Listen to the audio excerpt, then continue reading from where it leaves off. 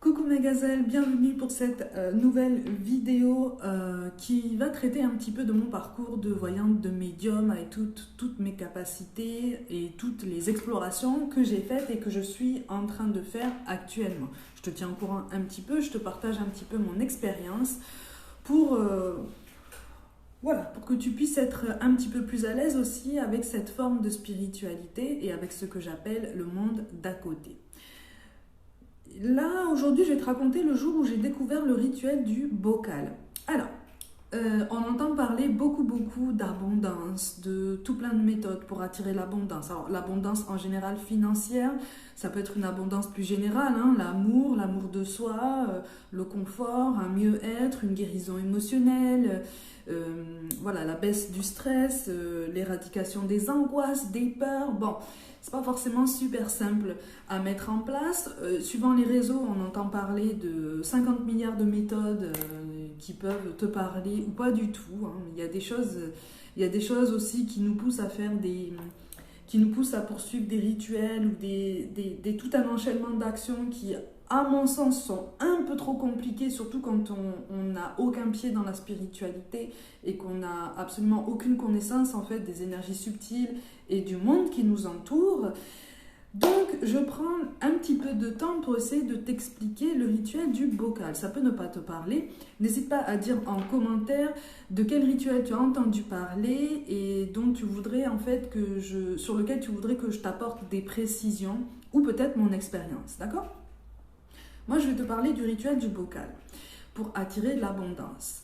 Si tu as du mal à y voir clair dans ta vie, si tu as du mal à rester optimiste dans ton quotidien, ce qui peut se comprendre vu les circonstances actuelles, hein, tout domaine, si tu traverses même un moment de ta vie un petit peu délicat, qui te pousse peut-être à faire des dépenses inattendues, qui te pousse à évoluer dans un milieu peut-être matériel ou au niveau de ton bien-être, qui engendre du stress, qui engendre beaucoup de poids, qui engendre peut-être des insomnies ou en tout cas un sommeil perturbé.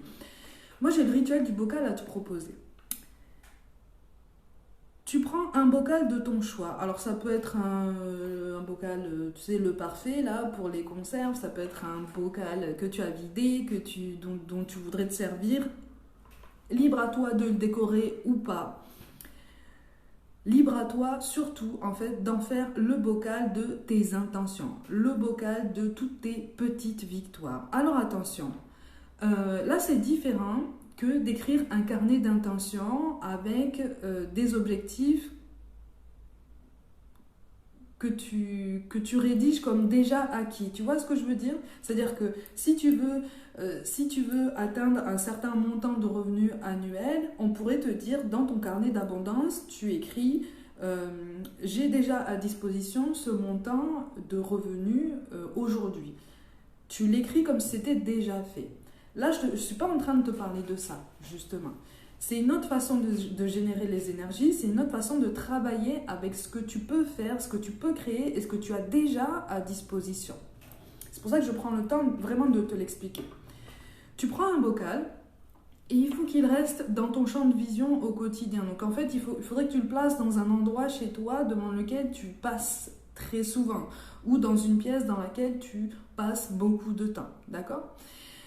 À chaque fois que tu atteins une petite victoire, à chaque fois que tu te rapproches un petit peu d'un objectif sur du long terme, à chaque fois que tu arrives peut-être à faire tout ce que tu as prévu dans une journée, si tu as du mal à te concentrer, si tu as du mal à gérer ton temps, si tu as du mal si tu as eu des contretemps, si tu éprouves de grosses difficultés dans ce sens-là et que exceptionnellement il y a une journée où tu as pu remplir tous tes objectifs, toute ta to-do list comme on dit, hein, inscris-le sur un papier. Mais ça peut être le moindre détail, hein. Ça peut être vraiment la moindre petite victoire, la moindre petite satisfaction. Ça peut être une constatation aussi matérielle au niveau de tes possessions actuelles.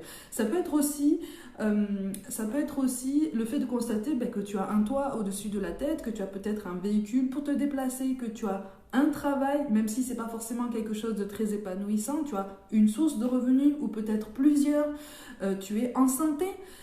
Tu as des enfants en santé, tu as une famille autour de toi, tu as des capacités extrasensorielles, tu tu t'es récompensé avec un bon repas, tu as pu t'offrir une sortie aujourd'hui, tu as reçu le compliment de quelqu'un, tu as fait un compliment à quelqu'un, tu as pu payer une facture qui attendait un signe de vie de ta part depuis longtemps. Voilà, ça peut être tout un tas d'éléments positifs, tout un tas d'éléments bienveillants. Tu as réussi à mener une méditation à son terme. Ça paraît anodin comme ça. Mais quand on a des troubles de la concentration, quand on est stressé, quand on a du mal à se concentrer, quand on a le mental qui part dans tous les sens, ça peut être extrêmement significatif. La moindre petite victoire, inscris-la sur un papier et mets ce petit papier plié dans ce bocal. Tant que le bocal n'est pas rempli, tu n'y touches pas. Ça peut prendre plusieurs mois. Si tu écris une petite victoire par jour, ça peut prendre 1 an, suivant aussi la contenance du bocal que tu choisis, libre à toi. Ça, c'est pas un souci, ça, c'est pas un problème, il n'y a pas de règle établie. Le tout, en fait, c'est de te pousser par habitude à remarquer qu'en fait, toutes tes journées peuvent être ponctuées d'éléments positifs, d'éléments bienveillants, mais surtout de choses qui sont parties de toi-même, de ta prise de conscience, de ton travail, de tes efforts. Et quand je parle de ton travail, je parle du travail en général, d'accord ? De tout ton développement personnel, ta détermination, ta force de tempérament, ta solidité, ta place dans ta vie, dans ton incarnation, la place que tu te donnes dans ton relationnel, dans ton travail, dans ton développement personnel. Tout ça là, c'est toi. En fait, ce bocal là, c'est toute ta richesse à toi. Ce bocal incarne toute ta richesse à toi. Une fois que le bocal est plein, tu l'ouvres et tu prends le temps en fait de lire tout ce que tu as écrit, toutes les petites victoires que tu y as inscrites et que tu y as vraiment consciencieusement cachées tout au long de ce temps en fait, le temps de remplir ce bocal. Et tu vas voir à quel point en fait ton parcours, ton chemin est plus lumineux que ce que tu penses. Ça va t'aider à générer aussi un petit peu plus de courage, un petit peu plus de détermination, de solidité, de motivation pour poursuivre des objectifs peut-être encore plus ambitieux ou pour maintenir un objectif sur du long terme qui n'est pas forcément atteint à l'instant T, mais pour lequel tu as déjà avancé, mais à grands pas en fait. Et tu vas te rendre compte que oui, effectivement, peut-être que ça a été laborieux sur certains jours. Il y a eu des jours plus difficiles. Il y a eu des jours où vraiment tu t'es découragé, où tu t'es senti fatigué, où tu as peut-être aussi perdu confiance en toi. Mais au vu de tous ces petits bouts de papier qui paraissent anodins comme ça, avec toutes ces petites victoires, tous ces points positifs, tous ces signes en fait qui te montrent tout ce que tu as fait, tout ce que tu as pu accomplir, c'est un signe en soi-même, l'ensemble est un signe pour te dire tu peux continuer. Tu peux continuer. Je te parle de ce rituel du bocal parce que ça prend moins de temps ce qu'on appelle le cahier de gratitude. C'est-à-dire que si tu as le temps, tu peux prendre un cahier pour rédiger en fait une liste de tout ce pourquoi tu ressens de la gratitude. On n'a pas forcément tout ce temps dans une journée, qu'on ait des enfants ou pas. On n'a pas forcément ce temps-là. Et parfois, écrire comme ça, tout plein de pages en fait dans un cahier de gratitude, ça peut s'avérer un petit peu rébarbatif, un petit peu contraignant, et même sur du long terme. Ça peut ne pas résonner pour toi, d'accord ? Mais ça, c'est tout à fait normal. C'est pour ça que je te parle du rituel du bocal, parce que c'est entre guillemets plus expéditif, en ce sens que voilà, tu te contentes d'un petit bout de papier et tu te contentes de choisir le point positif, la petite victoire de la journée, de la matinée, de la semaine, du mois, libre à toi. Dès que tu ressens en fait une satisfaction et un contentement personnel, n'hésite pas à l'écrire sur ce petit bout de papier supplémentaire et à le rajouter dans ce bocal. On est sur un même système d'économie, un petit peu pour les enfants, avec les tirelires là. Mais là, c'est un petit peu pareil.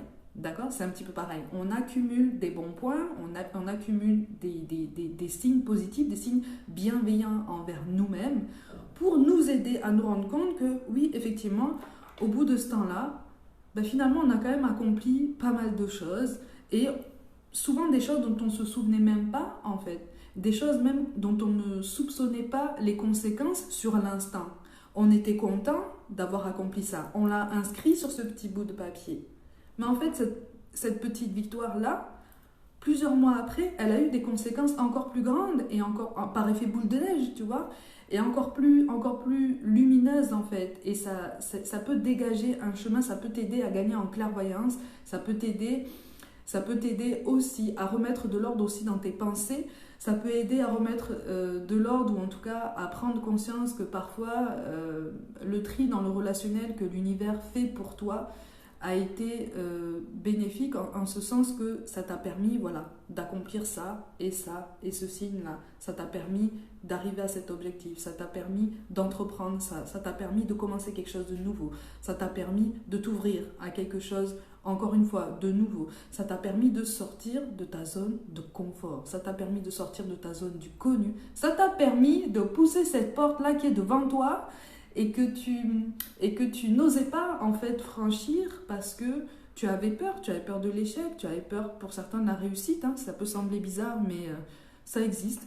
Tu avais peur de ne pas être à la hauteur, tu avais peur de ne pas forcément subir ou en tout cas pouvoir supporter les conséquences inhérentes à ce changement de vie, cette décision courageuse, mais en fait tu es plus fort que ça, tu es plus fort que ce que tu penses en fait, tu es plus solide que ce que tu penses.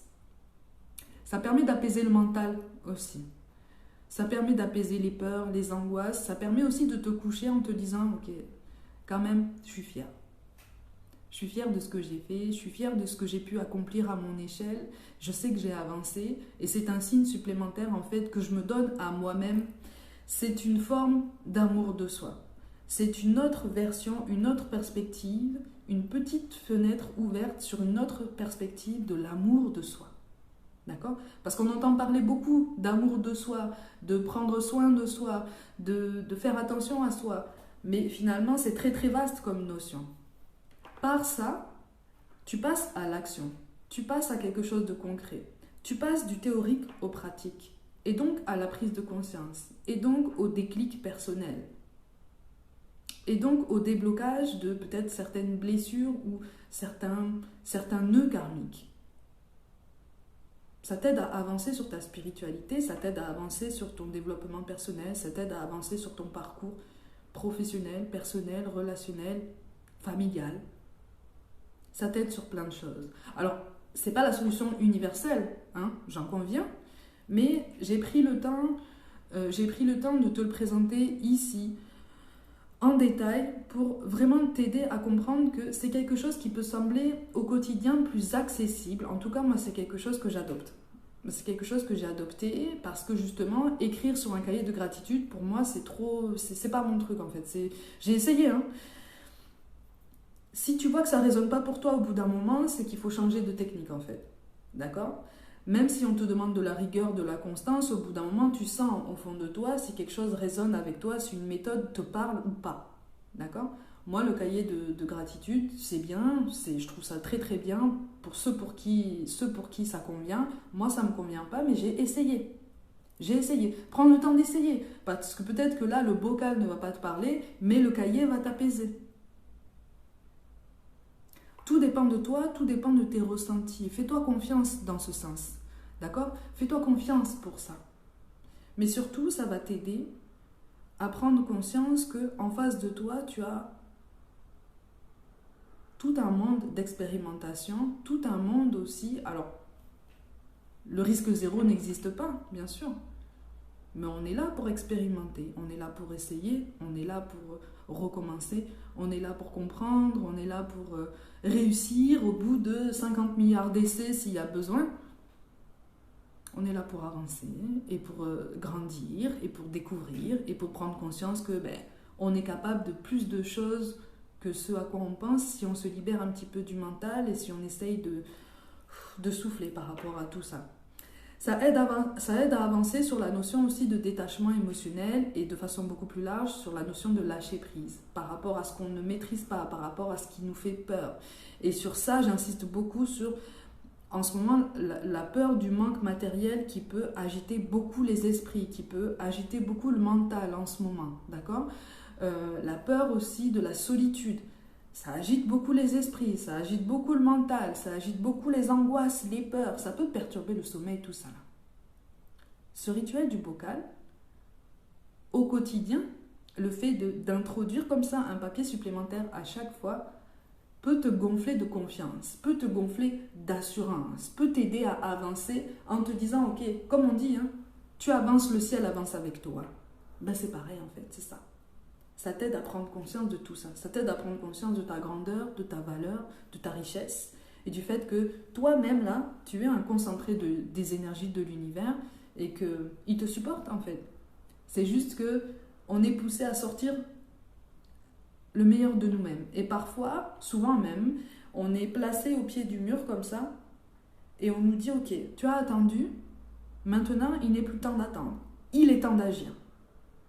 Le rituel du bocal peut t'aider justement à atténuer ces appréhensions et à te dire, ok, ben, j'avance petit à petit, je me fixe des objectifs et au fur et à mesure que j'avance, au fur et à mesure que je remarque qu'il y a un point sensible qui a été surmonté, une avancée qui a été accomplie, à ce moment-là, c'est un bon point que je peux inscrire dans mon bocal en fait, tu vois, dans mon bocal. Ça va être quelque chose qui va devenir presque du réflexe en fait, de l'automatisme. Et c'est quelque chose de très rapide que tu peux faire comme ça sur un coin de table. Mais dans le mental et dans l'intuition, il y a quelque chose qui se joue quand tu fais ce geste-là.